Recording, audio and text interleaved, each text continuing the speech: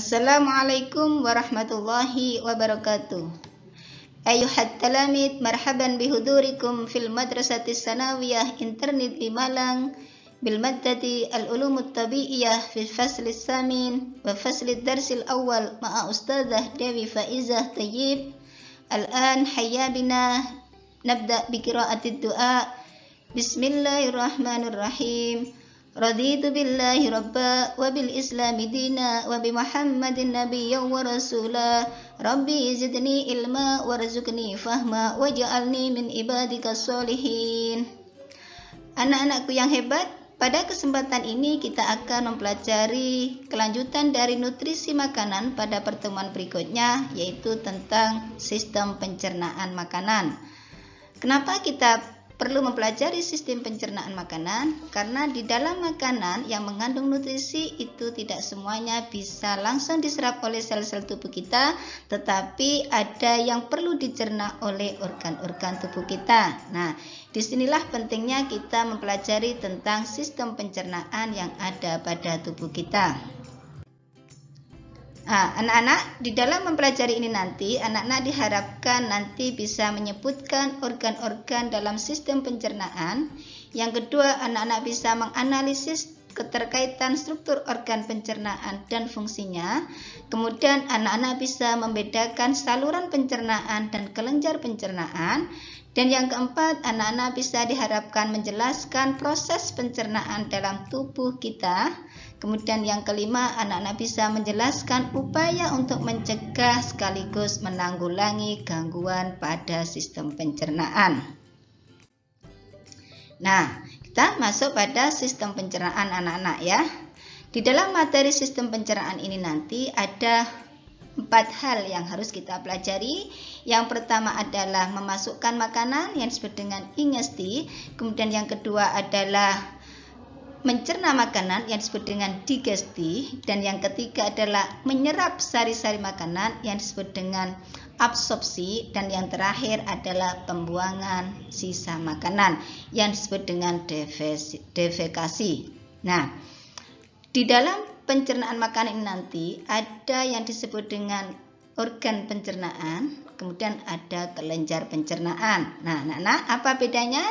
Bedanya adalah kalau organ pencernaan itu nanti meliputi saluran pencernaan, mulai dari mulut, kemudian kerongkongan, kemudian ada lambung, kemudian ada usus halus, kemudian ada rektum dan anus. Nah, ini disebut dengan saluran pencernaan. Kemudian ada yang disebut dengan kelenjar pencernaan. Nah, kelenjar pencernaan ini nanti yang membantu dalam proses pencernaan makanan. Nah, sehingga ada yang disebut dengan saluran pencernaan dan ada yang disebut dengan kelenjar pencernaan. Oke, nah sehingga dari sini nanti ada yang disebut dengan organ utama dan ada yang disebut dengan organ aksesoris, yaitu organ tambahan. Nah, ini anak-anak nanti juga yang akan kita pelajari di selanjutnya. Organ pencernaan pertama, ya ini ada mulut ya. Jadi organ pencernaan pertama ini adalah mulut. Nah, mulut ini termasuk organ utama anak-anak. Nah, di dalam mulut ada namanya gigi, kemudian ada lidah, nih ya lidah, kemudian ada kelenjar saliva. Nah, ini anak-anak masing-masing punya peranan. Kalau gigi ini membantu mencerna makanan di mulut secara mekanik. Jadi di mulut itu ada pencernaan mekanik, ada pencernaan kimiawi. Pencernaan mekanik dilakukan oleh gigi ya. Jadi pencernaan mekanik dilakukan oleh gigi, yaitu menghancurkan makanan. Kemudian yang kedua, pencernaan kimiawi dilakukan oleh kelenjar saliva atau kelenjar ludah. Nah, kemudian apa fungsi lidah ini? Fungsi lidah ini tidak lain adalah untuk membantu menggerakkan makanan sekaligus meletakkan makanan pada posisi yang tepat. Nah, dari mulut ini nanti makanan akan berubah menjadi bentuk yang namanya bolus.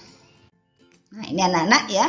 Jadi dari mulut ini kemudian makanan yang sudah dalam bentuk bolus itu akan ditelan menuju ke saluran. Sebelum ke lambung ada saluran panjang namanya kerongkongan. Nah, ini ya. Nah, di rongga mulut ya, di bawah rongga mulut bagian depan itu ada namanya epiglottis. Nah, ini anak-anak ya.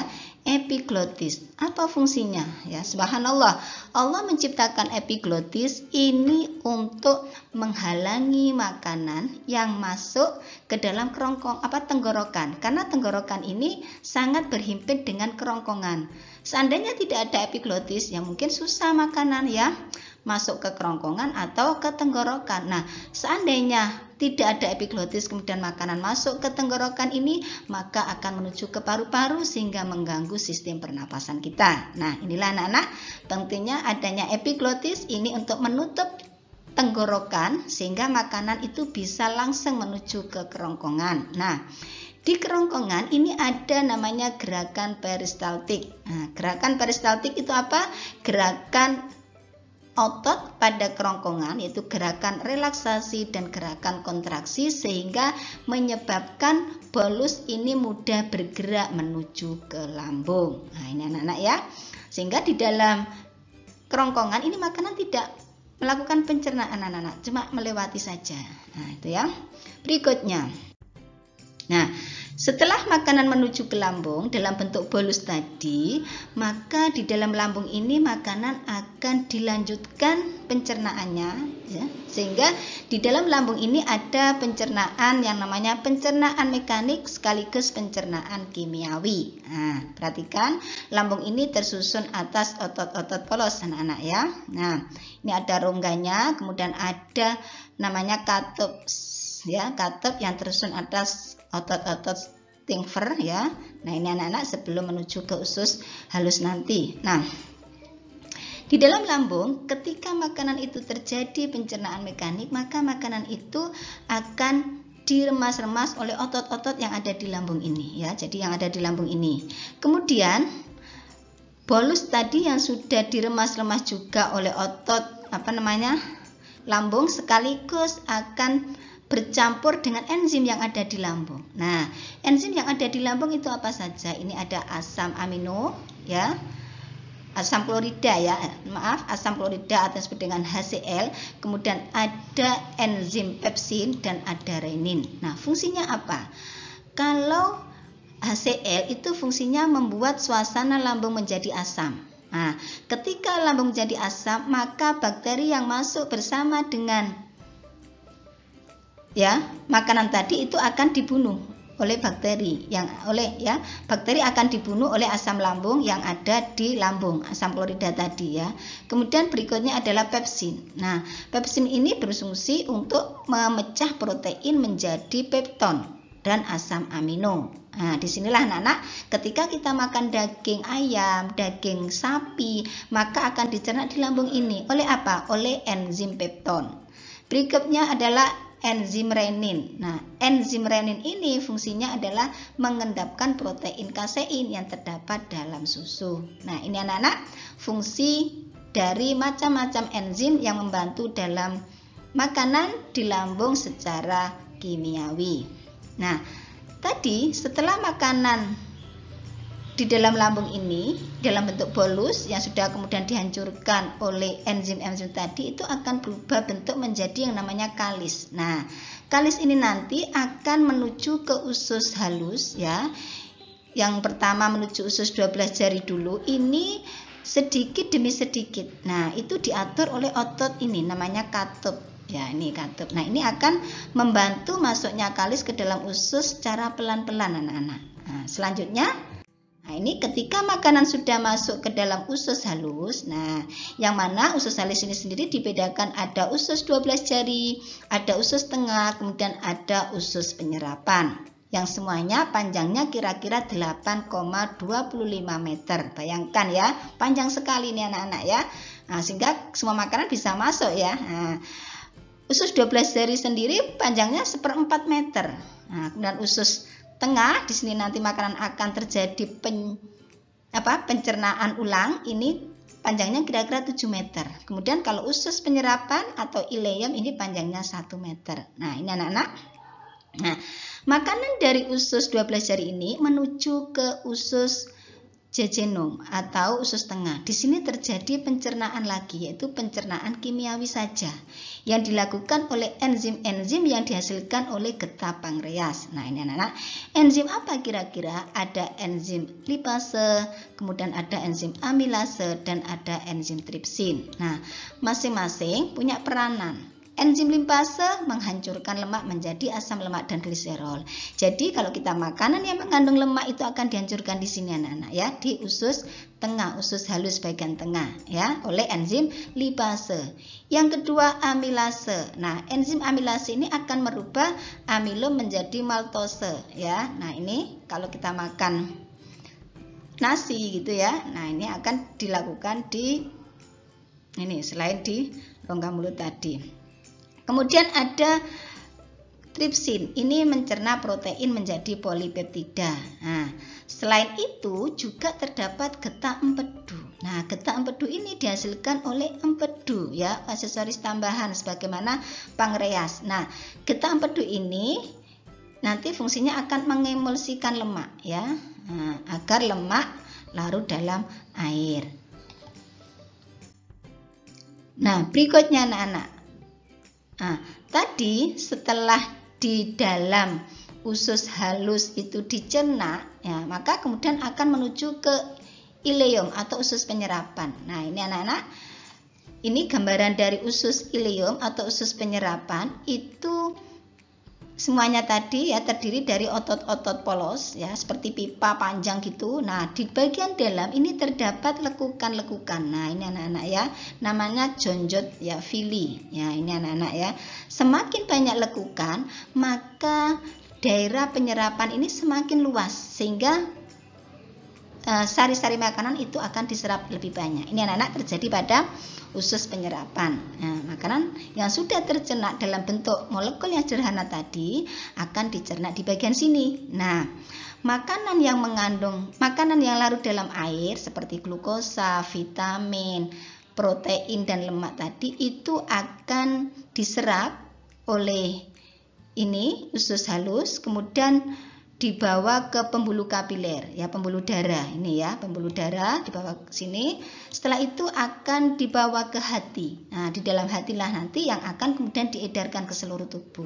Nah, ini anak-anak ya. Nah, bagaimana dengan makanan yang larut dalam lemak? Makanan yang larut dalam lemak juga akan diserap, tapi dibawa oleh pembuluh getah bening ya. Diserap oleh pembuluh getah bening, dibawa oleh hati menuju ke seluruh tubuh, atau kemudian disimpan dulu ya, disimpan dulu lemak ya, tersimpan dulu. Nah, hati itu sendiri juga berperan untuk menyimpan glukosa dalam bentuk glikogen. Nah, berikutnya anak-anak, tadi dari usus halus sudah diserap makanannya, maka kemudian setelah diserap akan ada sisa-sisa yang tidak diserap ya, yang disebut dengan sisa makanan. Nah, sisa makanan ini akan menuju ke usus besar. Nah, usus besar ini anak-anak, usus besar ini memiliki panjang kurang lebih 1 meter. Nah, tadi terdapat zat sisa yang tidak bisa dicerna, jadi makanan ini nanti akan berhenti di sini kurang lebih 1-4 hari. Kemudian di dalam usus besar ini terdapat banyak bakteri, namanya bakteri Escherichia coli. Nah, bakteri ini nantilah yang membusukkan sisa-sisa makanan dan mampu membentuk vitamin K dan B12. Ini anak-anak ya. Kemudian di antara tadi ya, jadi makanan dari usus halus ini menuju sini. Nah, ini di antara usus halus dan usus besar itu ada namanya usus buntu. Nah, ini anak-anak ya, ini usus buntu atau sekum di sini. Nah, pada ujung sekum ini terdapat tonjolan kecil yang disebut dengan umbai cacing atau apendik. Nah, ini ya, yang berisi massa sel darah putih ya, yang berfungsi dalam masalah imunitas. Nah, selain itu di dalam usus besar ini nanti sisa makanan yang mengandung banyak air itu akan diserap di sini. Nah, sehingga yang kita keluarkan kan juga tidak terlalu hancur gitu ya, karena airnya diserap ya. Tetapi kalau kekurangan air, maka makanan akan padat sehingga sulit kita untuk mengeluarkannya. Nah, ini anak-anak pentingnya kita minum air sehari minimal 2 liter. Berikutnya tadi ada organ tambahan ya. Jadi sebelumnya tadi yang disampaikan Bu Dewi itu adalah organ utama, ada mulut, kemudian kerongkongan, lambung, usus halus dan usus besar, kemudian rektum dan juga anus. Berikutnya adalah organ tambahan. Nah, organ tambahan itu meliputi hati, kemudian pankreas dan empedu. Nah, hati kira-kira untuk apa? Nah, ternyata peranan hati di sini adalah penting, yaitu untuk mendetoksifikasi. Ya, jadi untuk menangkal racun yang masuk melalui makanan. Kemudian hati juga akan memindahkan zat besi dan vitamin A, D, E, K dan B12 dari darah dan menyimpannya, ya. Kemudian hati juga menjaga keseimbangan kadar glukosa darah. Ketika kadar glukosa dalam darah itu rendah, maka hati ini akan melepaskan glukosa dengan cara memecah glikogen, ya. Maka sehingga kita tidak sampai kekurangan zat gula, anak-anak, ya.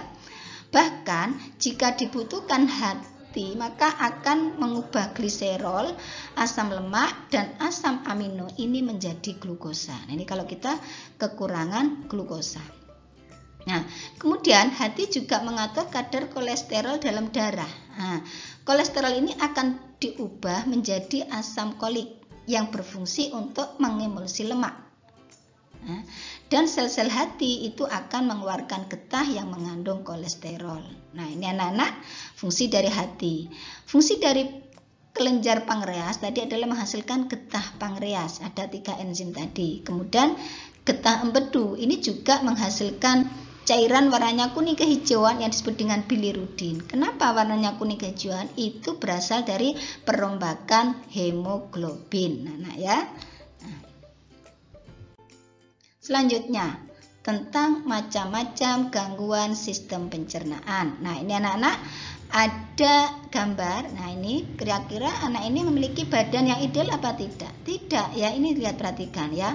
Lengannya sangat besar, ya, padahal kepalanya segini, badannya tampak besar sekali. Kenapa ini bisa punya badan sebesar ini? Nah, bisa jadi pada saat makan, ya, kebutuhan nutrisi akan energinya itu melebihi dari kegiatan yang dilakukan, sehingga energinya banyak sekali yang tertimbun sampai kemudian memiliki bodi yang tidak ideal. Nah, ini biasanya disebut dengan obesitas. Kemudian ada penyakit gigi berikutnya karies, ya. Nah, ini anak-anak.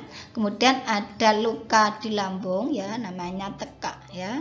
Kemudian ada penyakit namanya apendik, kemudian konstipasi dan juga ada penyakit hepatitis. Nah, ini nanti tugas anak-anak untuk mencari informasi tentang penyebabnya dan bagaimana cara menanggulanginya, ya, anak-anak. Nah, ini tentang tugasnya, ya. Yang pertama, mencari informasi tentang penyebab macam-macam gangguan pada sistem pencernaan. Kemudian, bagaimana cara mencegahnya. Dan yang ketiga, tugasnya adalah apa yang akan terjadi pada proses pencernaan makanan jika pankreas itu tidak berfungsi. Nah, tadi pankreas fungsinya kan menghasilkan getah, ya, yang ada 3 enzim itu. Nah, bagaimana itu jika tidak dihasilkan atau ada gangguan fungsi dalam pankreas? Nah, ini nanti anak-anak mencari informasi tentang ketiga masalah ini. Berikutnya anak-anak, itu tadi gangguan pada pencernaan. Bagaimana kalau kita kekurangan nutrisi, terutama vitamin? Nah, ini, ya, ini informasinya bisa dibaca di buku cetak, ya anak-anak. Berikutnya tentang gejala kekurangan mineral. Nah, ini juga bisa dibaca sendiri di buku cetak. Nah, itulah anak-anak tentang pembelajaran pada kesempatan ini, yaitu sistem pencernaan. Nah, itulah pentingnya kita memahami sistem pencernaan sehingga kita bisa menjaga kesehatan tubuh kita dengan cara mengatur pola makan dan memilih nutrisi yang tepat untuk keperluan sel-sel tubuh kita. Demikian anak-anak yang dapat Bu Dewi sampaikan. Semoga kita bisa menerapkan dalam kegiatan kita sehari-hari. Aktafi dirasatan al-yawm, syukran jazilan ala husni ihtimamikum. Hayya bina nahtatim bi qiraati hamdalah. Alhamdulillahi rabbil alamin. Wa kafaratil majlis. Subhanakallahumma wa bihamdik. Ashhadu an la ilaha illa anta astaghfiruka wa atubu ilaik. Wassalamualaikum warahmatullahi wabarakatuh.